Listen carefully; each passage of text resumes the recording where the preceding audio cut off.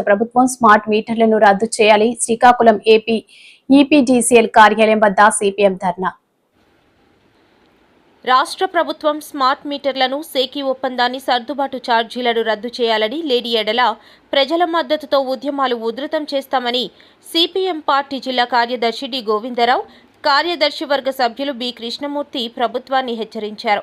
Srikakulam AP EPDCL కార్యాలయం వద్ద శుక్రవారం ధర్నా నిర్వహించారు. ఈ కార్యక్రమంలో భాగంగా వారు మాట్లాడుతూ, ఎన్నికలకు ముందు చంద్రబాబు నాయుడు తాము అధికారంలోకి వస్తే విద్యుత్ ఛార్జీలు పెంచబోము, సరే కదా తగ్గిస్తామని ప్రజలను నమ్మబలికి అధికారంలోకి వచ్చిన తర్వాత 9 నెలల కాలంలో 15,485 కోట్లు విద్యుత్ సర్దుబాటు భారాన్ని మోపి ప్రజలను దోపిడీ చేశారని విమర్శించారు.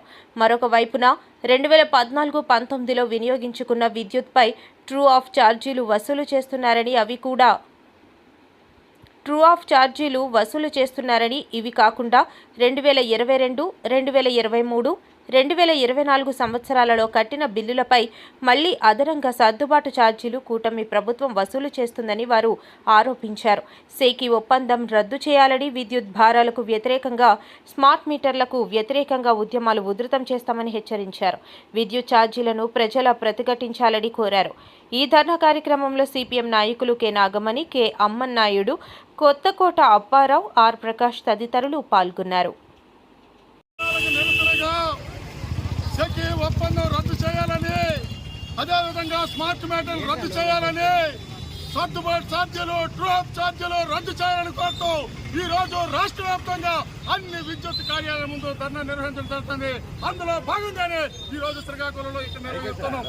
అంతేకాదు, చంద్రబాబు నాయుడు గారు అధికారంలో రాకముందు మీరు విద్యుత్ ఛార్జీలు పెంచరు, వచ్చిన తర్వాత తగ్గిస్తానని చెప్పి ఈవేళ చంద్రబాబు నాయుడు గారు అధికారంలోకి వచ్చిన తర్వాత ఈ 9 నెలల కాలంలోనే 15,485 కోట్ల రూపాయలు ప్రజల మీద వేసినారు ఈ 9 నెలల కాలంలో. అంతేకాదు, నారా లోకేష్ గారు పాదయాత్ర చేస్తూ మీరు వైసీపీ ప్రభుత్వం స్మార్ట్ మీటర్లు పెడుతుంది, మీరు బద్దలు కొట్టండి, మేము వచ్చిన తర్వాత అన్నీ కూడా మేమేమో రద్దు చేస్తామని చెప్పారు. కానీ ఈ రోజు అతి వేగంగా స్మార్ట్ మీటర్లు పెడతారు. ఈవేళ స్మార్ట్ మీటర్లు పెట్టడం అంటే ఉరితాలు బిగించడమే వినియోగదారులకి.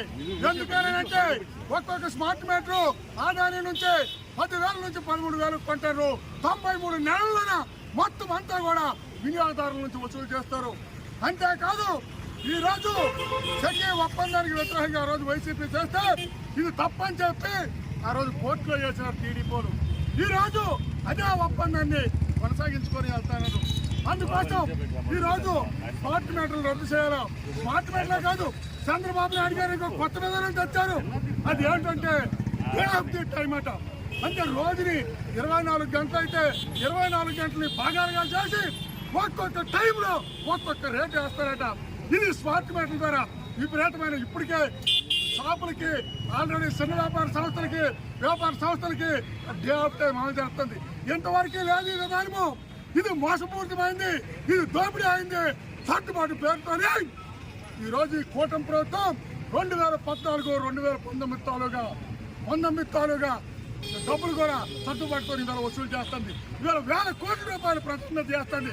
ఇవాళ విద్యుత్ ఛార్జీలు పెరుగుతాయి, అన్ని వస్తువుల ధరలు పెరుగుతాయి. అందుకోసమే ఇవి వెంటనే రద్దు చేయాలా, లేకపోతే మాత్రం పోరాటాన్ని ఉధృతం చేస్తాం. జరిగే పనులు మనకి బాధ్యత వహించని చెప్పి హెచ్చరిక జారీ చేస్తాం.